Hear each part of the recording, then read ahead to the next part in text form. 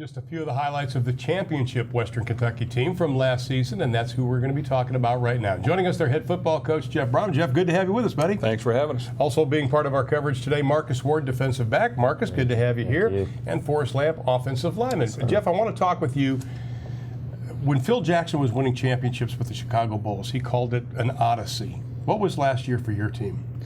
Well, it was an exciting journey for us. It's something that we worked extremely hard at. Our players had a great attitude all year. They played with a chip on their shoulder. And really, we just took it week by week, and we tried to gain a win and move on to the next one. And our players bought into that, and we were able to maintain consistency. And even at the end of the year, we were able to come back, being down twice in two important games, and find a way to win. So that shows the character and the makeup of our team, but I really was proud of the year we had.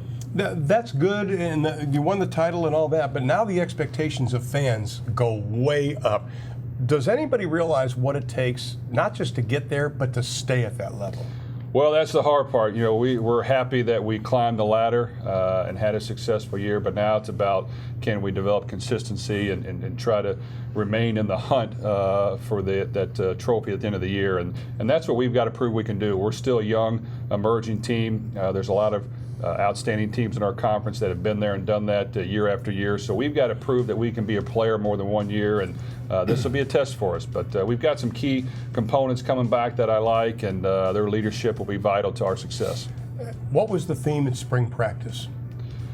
Well, the theme in spring practice was just us continuing to get better, and we understand there's a few missing links that we've got to replace, and they've got to step up to the challenge and perform at a high level, but we've got to continue to push ourselves. We talk a lot with our team about not wanting to taste humble pie, and if you listen to the people around you, pat you on the back and tell you what you've accomplished in the past and how good you were, eventually that's going to catch up to you. So we've climbed our way up the ladder, and we understand now if we fall, the drop is a lot farther and it's going to hurt. So we've got to do everything in our power to make sure that doesn't happen. Oh, we see a lot of the playmakers right now. You are returning a lot of playmakers this season, and for the past 2 years, you've built one of the strongest offenses in the FBS.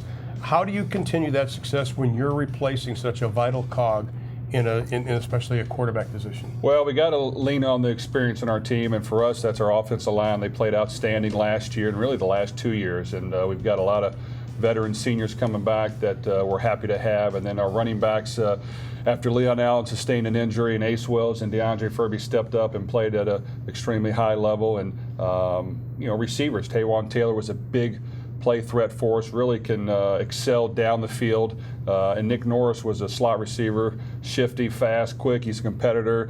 So those are guys we got to lean on offense and find a way to get our quarterback position and our tight end position at the level we want. 131 consecutive starts for the offensive line. That's tied for second most in the FBS. The quarterback position, you lose obviously Brandon. You have four players that were in spring that were vying for the position. Update on what's going on as far as quarterback. Well, we're going to miss Brandon. Unfortunately, our backup, Nelson Fishback, suffered a pectoral injury, so he's out, and now we're moving on to the next man up. And right now, Mike White, a transfer from South Florida, is in the mix. Stephen Duncan, Tyler Ferguson, a transfer from Louisville. Stephen Duncan, a true freshman from South Carolina, and Drew Eccles is a redshirt sophomore out of Florida.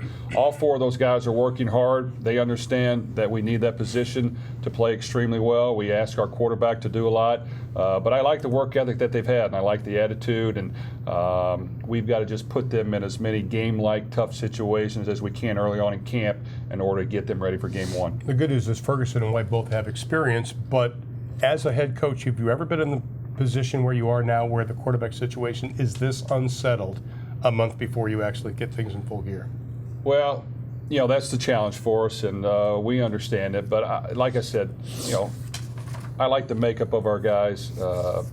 We work extremely hard at that position. We take a lot of pride, especially I do, in developing that position, and they've got to be ready to go. And our other guys are relying on the quarterback to do their part, and we've got to rely on our veteran O-line and running backs and make sure we do what we're good at early on, especially to take a little pressure off the quarterback. Nick Holt's done an outstanding job on the defensive side as defensive coordinator, but he's got a lot of holes to fill this year. That's the bad news. The good news is you do have some talent returning. Well, I like our defensive team. I think for us going from 8-5 to 12-2, really we weren't any better on offense. It was our defense that stepped up to the challenge and played a lot better. And I was proud of the improvement that we've made as coaches first and then as players. And we played a lot of guys. And while we're losing some starters, we have developed depth at all positions. Some positions at least 2 deep, others 3 deep.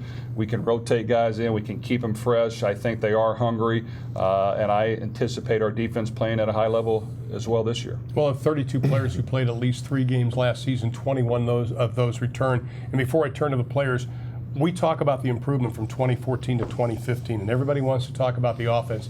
But I think the difference for this team was on the defensive side of the football.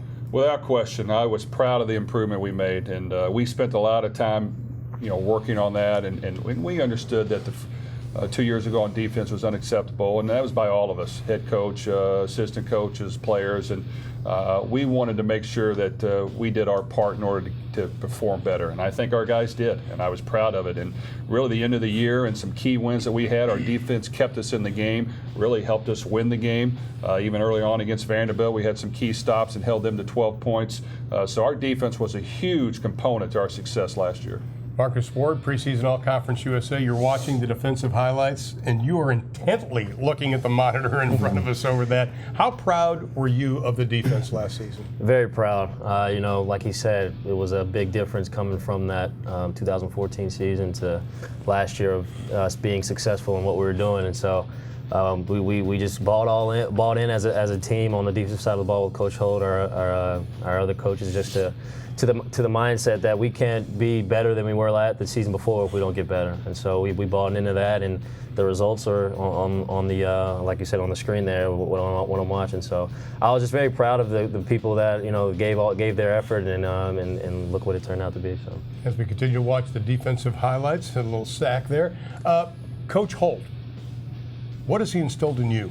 In me, professionalism, and that's really just the first word that comes to mind, but he brings it to the table every day of, it might, obviously we're playing football, but, how to be a professional just in your sport, in the meeting rooms, or just anything, like not being on time, just little things like that help on the field. But then after that, man, he's just an incredible football coach. Coming from where he's come from, he's had so much success at the Division I level football, just winning and things like that. So we just are really thankful for having a guy that's had so much experience, and then he's just, you see it every week. The passion he brings to the game is paramount to how we play and to how we just go about the things we do. So we're really thankful to have a guy like that, and then all of our other defensive coaches on the staff. Well, the bar has been raised, and have you, as a team, not with the coaches around, but as a team, talked about maintaining what has been done last year? Of course, yeah. Ever since Coach Brom and the other staff has got here, it's been a building year. Every year we've gotten better,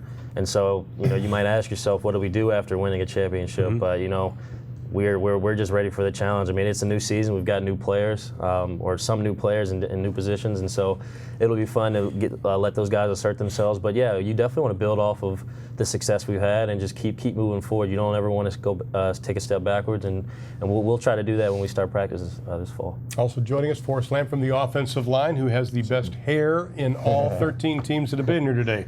What's up with the do? It's just something I do every year before camp. The past 2 years, just grow out, get a mohawk, and grow your beard out a little bit, and then cut it last year until our first loss, which was unfortunately at Indiana. But so we'll probably go ahead and do the same thing this year. Well, you've already busted me about having an old picture of you, so I guess I got to change the picture. Talk about what it means to you to have 131 starts on the offensive line coming back this season, and the camaraderie you have, but also the communication you have. Yeah, it means a lot. I mean, all those guys coming back, like you said, the camaraderie and communication. A lot of the times we don't have to make calls anymore. We hear the play, and we just kind of give each other a look. Me and my left guard, and the right side is the exact same way. And he'll look at me, and I'll look at him, and we just both know what to do. And it's great. Hopefully, it'll make it easy for our quarterback coming in, whoever that is, and hopefully have some smooth sailing. We talk about the communication on the offensive line, but there's great communication with offensive line and quarterback, and you've had that consistency with Brandon back there, obviously. Yes, sir. Now you make a change. What's the adjustment period, if any? The adjustment period will just be camp.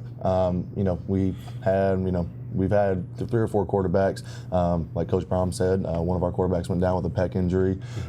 So obviously he's out for a little bit right now. But the transition's been well. There's not much room for error. We just had spring ball, and now we'll have camp, and so somebody will have to get in there and get acquainted pretty quick. And the offensive line, our center Max Halpin does a great job, and both guards and our tackle, our other tackle, do a great job of just trying to accommodate them and make it as easy as possible. I think everybody thinks that Western Kentucky just throws the ball around, but you got a 1,000-yard rusher and a gentleman that averaged about 7 yards a carry. How special is it when you know a guy? Yes, you throw the ball, but you have a running back that averaged 7 yards a carry. How proud of it does that make you? It makes us really proud because Coach Brom and the rest of the coaches always say it starts with us. And if he's getting 7 yards a carry, we're doing something right. And if we're able to pass the ball, we're doing something right. So we're extremely proud of Ace and Furby and the rest of our running back crew and our quarterback as well. That's our job. That's what we're there to do. Well, Coach, and that's the misnomer because a lot of people think of the spread offense or the air raid offense that there's no running game. But that's not necessarily true. Are you running game sets up the pass game or pass game sets up the running game guy? Well, I think with us, we like to play an exciting brand of football. We like to go fast, and heck yeah, I'm a quarterback. We'd like to throw it. But I think in order to be a great offense, you've got to be able to do what the defense allows you to do. So if a team is going to play the pass, we're going to run the football, and we're going to hopefully do a good job of it. If the team is going to try to take away the run, we'll throw it every play. And I think if you're able to do that and dictate to them what's going to happen on that side of the ball, you're going to have some success. But I like the fact that we've had a 4,500-yard passer and a 1,500-yard rusher in one season, which is hard to do. So that's a testament to our offensive line and our offensive guys. You open up the season with a conference game against Rice. Then you've had 11 straight weeks you have to play. You're only off, or 11 straight weeks from the beginning to the end of the season. The only off week is prior to the final game against Marshall. How tough is that as far as you planning practices, hitting, everything that goes involved in that? Is that difficult? Well, it's a new age of football, and you've got to make sure that you take care of your guys. So for us, playing Rice at home, and then Alabama, we've got to be ready to go week 1. So camp is going to be very important. We've got to make sure we're getting to game 1 ready to play and ready to find a way to win. And then from there, we've got to take care of our players and make sure we understand their bodies and how they're reacting, and depending on the type of game we played the week before, how much we lessen practice, so to speak, and maybe make it more mental. But I think we got a good grasp of our team, a good pulse of how we respond to certain things, and we'll make sure we take care of them. Final question for both quickly. Do you have to listen to your body since you are playing 11 straight weeks? Oh, yeah, of course. And that the good thing about that is we have people on staff that look out for it as well. Our strength coaches, Coach Lovett and Coach Reno, they're definitely keeping an eye out on everybody, making sure everybody's doing what they need to be doing. And then our medical staff, our trainers just always keep in touch with us, making sure everybody that's getting in that needs treatment gets treatment. And yeah, personally, you've got to do what you have to because 11 straight is what it is. I mean, it's a tough road, but we're capable of. I think we went 10 straight last year. So, we've done it before. We just got to, just make sure that we're doing everything we need to be doing to make the right decision. For you? Yeah, and just like Marcus said, our staff does a great job. The biggest difference I've seen, I've had 3 different head coaches.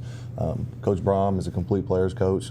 He's played the game, so he knows after that 3-hour practice in the middle of August, we're dead tired, and he cuts us a break every now and then and really takes care of us. And like he mentioned, our strength staff, Coach Love and Coach Reno, they've both been NFL strength guys before, and so they really look out for us and take care of us on the weekends.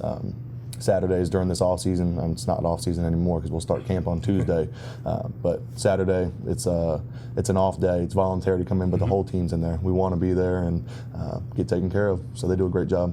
Gentlemen, we wish you the best of luck. Stay healthy this year. Jeff, good seeing you as always, my friend. Thank you very much. Thank you. When we come back on the other side of the break, we're going to be talking to UAB head football coach Bill Clark. They'll be back in Conference USA playing football in 2017. Plus, Conference USA Commissioner Judy McLeod joins us.